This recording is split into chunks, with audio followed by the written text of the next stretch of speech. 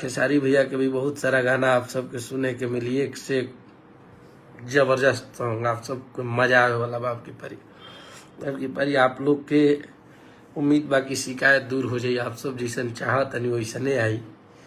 और आप सबके बड़ी उम्मीद भी रहेला हमनी से कि हमनी के कुछ बढ़िया लेके आई जा आप सब खाती। बहुत जल्द खेसारी भैया का हिंदी भी सॉन्ग आएगा और आप सब से वो हाथ जोड़ के निवेदन बा कि आप सबके हिट मशीन, आप सबके ट्रेंडिंग स्टार, आप सबके mega star, super star Hindi भी समझेंगे थोड़ा सा समझेंगे।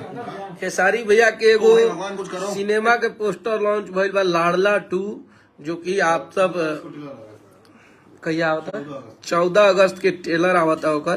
तो आप सब अपना हिट मशीन का आशीर्वाद प्यार दी जा, अपना हिट मशीन के मोहब्बत दी जा। लोकगीत भी खेसारी भैया का बहुत जल्द आएगा आप सबके बीच में, निसंकोच। आपके भाई बहुत तगड़ा तगड़ा गाना बनाया है, इस बार मजा आने वाला है।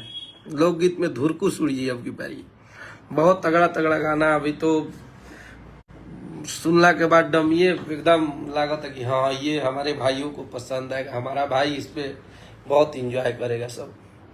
बहुत सारा गाना आप सबके बीच में बनैले बनी जाब की पारी। और अगर इतना दिन से आप सबसे दूरी बनल रहा 10-15 दिन, बहुत कम हमनी के लौकनी है जाता। आप सब तो समझते हो कब जाके वैक्सीन तैयार होता, तो बड़ी बढ़िया बढ़िया गाना बनौले बन जा आप सबके सुने के भी मिली, मजा आवे वाला बा।